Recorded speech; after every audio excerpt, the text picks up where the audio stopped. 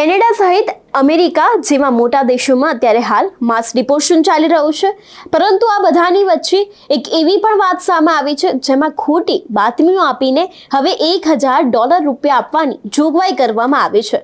શું છે સમગ્ર વાત જોઈશું આ વિડીયોમાં। નમસ્કાર, હું હંસિની અને તમે જોઈ રહ્યા છો નિર્ભય ન્યૂઝ। માસ ડિપોર્ટેશનની વાતો વચ્ચે હવે અમેરિકાના મિસોરી સ્ટેટના રિપબ્લિકન સ્ટેટ સેનેટરે એક બિલ રજૂ કર્યું છે, જેમાં અનડોક્યુમેન્ટ ઇમિગ્રન્ટ્સની બાતમી આપનારના કોઈ પણ વ્યક્તિને $1000નું ઇનામ આપવાની જોગવાઈ કરવામાં આવી છે। જો વાત કરવામાં આવે હમણાંની, તો ચૂંટણીમાં જીતેલા સેનેટર ડેવિડ ગ્રેરીએ આ બિલ રજૂ કર્યું છે, જેમાં જણાવ્યા અનુસાર સ્ટેટ હાઈવે પેટ્રોલને ઇનલીગલી ઇમિગ્રન્ટ્સ સચોટ માહિતી આપનારને $1000નું ઇનામ મળશે।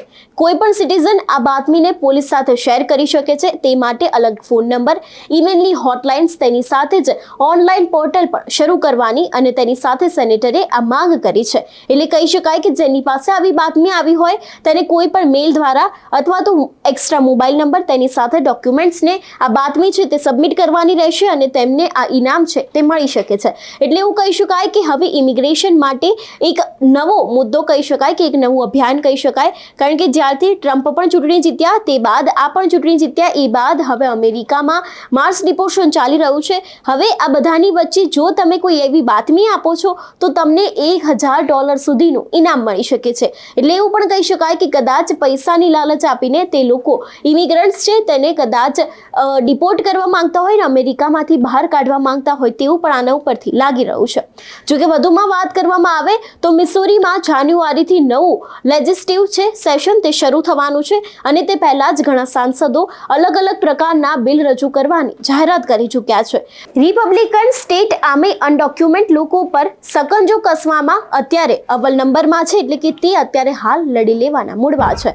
તેના માટે પોલીસને પણ સત્તા આપવામાં આવશે તેવી પણ અનેક ચર્ચાઓ અને અટકળો વચ્ચે હવે ડેવિડ જેવા સેનેટર ઇનલીગલી ઇમિગ્રન્ટ્સને બાતમી આપવા પર હવે ઇનામ જાહેર કરવાનો નવો નિયમ બનાવવાની કવાયત શરૂ કરવામાં આવી છે। આ સમગ્ર મામલો એક અલગ સ્તર ઉપર પહોંચી ગયો છે। એટલે એવું કહી શકાય કે જો તમે કોઈ ઇનલીગલી વ્યક્તિની બાતમી આપો છો અથવા તો ઇનલીગલ કામની બાતમી આપો છો તો તમને હવે તેના બદલામાં પૈસા મળશે। એટલે હવે વિદેશમાં નવા અભિયાનો તો આપણે સાંભળ્યા હતા, પરંતુ હવે આ બધાની વચ્ચે એક એવું નવું અભિયાન કે જો તમે કહો છો કે આ વ્યક્તિ અહીં ઇનલીગલ રહી રહ્યો છે અથવા તો તેની પાસે ડોક્યુમેન્ટ નથી, તો તમારે તે પોલીસને જાણ કરવાની રહેશે અથવા તો તમારે તે સંસ્થામાં પોતાનું સરનામું, તેની સાથે ઈમેલ આઈડીથી આ દરેક બાબત છે તેને જણાવવાની રહેશે અને બાબત જણાવ્યા પછી તમે $1000નું ઇનામ જીતી શકો છો। એટલે એવું કહી શકાય કે જ્યારથી ટ્રમ્પ આવ્યા છે ત્યારથી પણ આ દરેક વસ્તુ ચાલતી આવી છે અને તે બાદ આમની પણ જીત હવે કદાચ ગુજરાતીઓને પોતાના વતનનો રસ્તો બતાવી રહી હોય